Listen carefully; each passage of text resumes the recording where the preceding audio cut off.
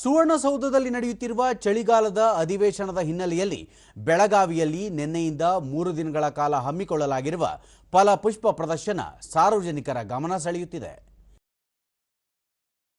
ಜಾರಕಿಹೊಳಿ ಪ್ರದರ್ಶನಕ್ಕೆ ಚಾಲನೆ ನೀಡಿದರು.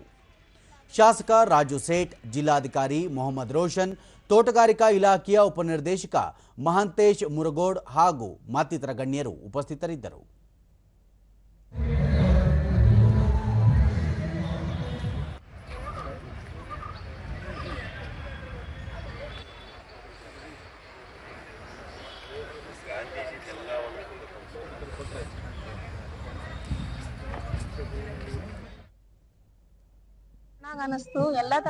ದೂರದರ್ಶನದೊಂದಿಗೆ ಸ್ಥಳೀಯರಾದ ವಿದ್ಯಾ ವಿವಿಧ ಬಗೆಯ ಹೂಗಳಿಂದ ರಚಿಸಲಾಗಿರುವ ಮಹಾತ್ಮ ಗಾಂಧೀಜಿಯವರ ಚಿತ್ರ ಹಾಗೂ ಧಾನ್ಯಗಳನ್ನು ಬಳಸಿ ರಚಿಸಲಾಗಿರುವ ರಾಜ ಮಡಿಮಾಳೇಶ್ವರರ ಚಿತ್ರಗಳು ಆಕರ್ಷಕವಾಗಿವೆ ಎಂದು ಸಂತಸ ವ್ಯಕ್ತಪಡಿಸಿದರು. ನಾವು ಎಲ್ಲೂ ನೋಡಿದ್ದಿಲ್ಲ ಬೆಳಗಾವಿಯಲ್ಲಿ, ಸೊ ಇಲ್ಲಿ ಬಹಳ ತುಂಬಾ ಚೆನ್ನಾಗಿ ಅನಿಸ್ತು.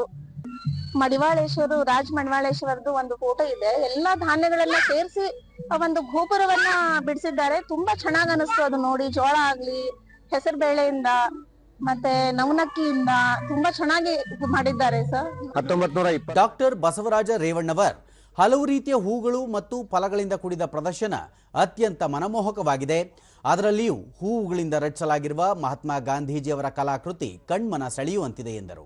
ಇಲ್ಲಿ ಬಂದು ಎಷ್ಟೋ ತನ್ನ ಉತ್ಪನ್ನಗಳನ್ನು ಮಾರಾಟಕ್ಕೆ ಇಟ್ಟಿದ್ದಾರೆ, ಅದನ್ನ ನೋಡ್ರಿ.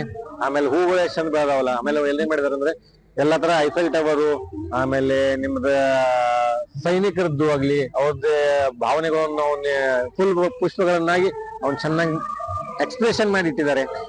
ನಮ್ಮ ತೋಟಗಾರಿಕೆ ಇಲಾಖೆ ಉಪನಿರ್ದೇಶಕ ಮಹಾಂತೇಶ್ ಮುರಗೋಡ ಮಹಾತ್ಮ ಗಾಂಧೀಜಿಯವರ ನೇತೃತ್ವದಲ್ಲಿ ಬೆಳಗಾವಿಯಲ್ಲಿ ನಡೆದ ಕಾಂಗ್ರೆಸ್ ಅಧಿವೇಶನಕ್ಕೆ ಭೇಟಿ ನೀಡಿದ್ದ ಸ್ಮರಣಾರ್ಥ ಹೂಗಳನ್ನು ಬಳಸಿ ಗಾಂಧೀಜಿಯವರ ಚಿತ್ರ ರಚಿಸಲಾಗಿದೆ.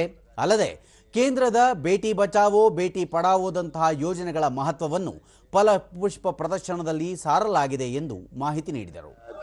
ಮಹಾತ್ಮ ಗಾಂಧೀಜಿಯವರು ಬಂದು ಇಲ್ಲಿ ಕಾಂಗ್ರೆಸ್ ಅಧ್ಯಕ್ಷರು ಮಾಡಿ 100 ವರ್ಷಗಳ ಕಳೆದಿರುವ ಹಿನ್ನೆಲೆಯಲ್ಲಿ ಅವ್ರ ಥೀಮ್ ಇಟ್ಕೊಂಡು ಅವರಿಗೆ ಒಂದು ಸಲ್ಲಿಸುವ ಸಲುವಾಗಿ ಈ ಒಂದು ಗಾಂಧಿಮಯವಾಗಿ ನಾವು ಫ್ಲವರ್ಸ್ ಅನ್ನು ಮಾಡಿದ್ವಿ.